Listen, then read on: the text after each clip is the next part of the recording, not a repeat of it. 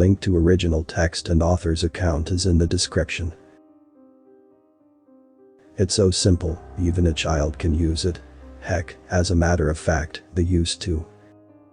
There's no lies and deceit here, my friend. With these bad boys you can arm your entire population. Hey, since you all are in a bit of a pickle, I'll give you an extra 10% discount for training man.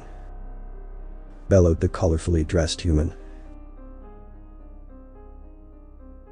Uluk pondered upon this offer.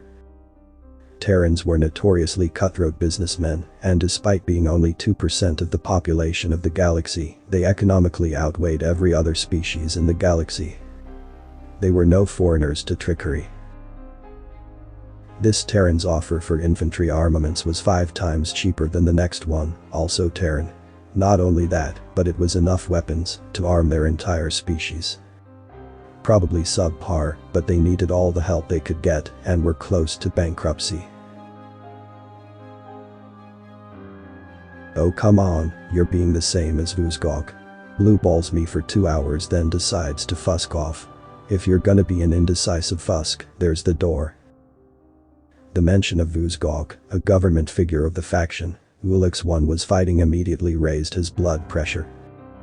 You offered them this too? Well yeah, they put up a giant ITT just like you guys. But Guy said that they don't need centuries-old relics. Talk about underestimation. So the weapons are obsolete. Well, it's a ballistic. The prime reason why nobody likes to deal in human armaments is this. The Terran arms industry is extremely secretive, but nearly everything they churn out is primitive and barbaric or overkill. But this specific model is sort of obsolete even by our standards. We have newer models of the same type, but it's basically the same as the one we're offering you. You don't need that fancy bullshit, trust me. Plus, we already have these fuskers on hand, we'll only need to make like 1 million more to complete the shipment. The Terran continues. What about delivery? Whatever means you want. Directly to the front lines, into cities, even the tiniest goddamn villages. Whatever, at any time. We'll be doing the delivery ourselves, by the way. Why is that?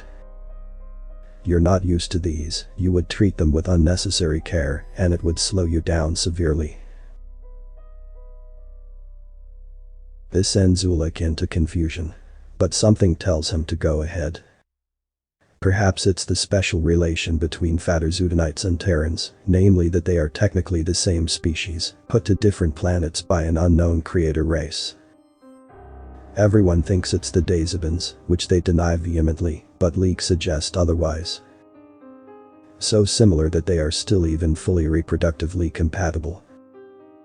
Though differing in appearance, Faterzudanites have an ethereal elegance and beauty to them, hence why Terrans call them elves.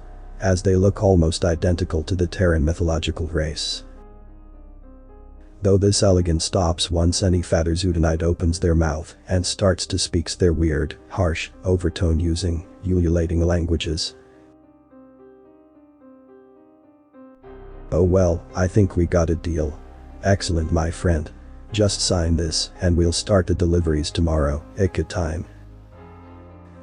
Tomorrow. Of course. I pride myself in getting things done quickly. A friend of mine and good business associate, he calls me Clockwork Ninja. The giant smoke canister that lands behind the Akitty lines causes both sides of the conflict to stop in their tracks in confusion. It sends a thick plume of red smoke into the air. Similar canisters land along the Akitty line in equal distances.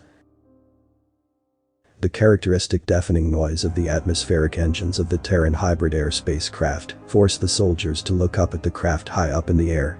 It truly is the opposite of stealth. The ludicrous noise of the 26-bladed counter-rotating propellers spinning at supersonic speeds, being basically a giant screaming Terran dildo in everyone else's face. Attention all troops. Weapon drop in 30 seconds. The opponents of the Akitty, the Zwogertomas, try to down the craft, but the thing is equipped with the classic overkill Terran force fields, with the same strength as the force fields used by others on capital spaceships. Their lasers and the odd missile just dissipate against it. The craft starts dropping large containers that soon deploy small parachutes. It drops them in such amounts that it resembles the ancient tactic of carpet bombing, except instead of bombs, it's apparently weapons. The container lands next to the now depleted smoke canister with such force, it embeds itself half into the ground. Akitty soldiers swarm the container. A young soldier, barely an adult, grabs one of the many crude and weird rifles. There's a piece of paper stuck to each of them with some technical details, and the following. Kalashnikov automatic rifle. Instructions. Turn off safety. Pointed enemy. Pull trigger. There are 5 AK-47s for every person on Peterzidan to this day, a nuisance to law enforcement in its nations. Zwogertoma is known as the country that got defeated by a bunch of Akitty cattle farmers.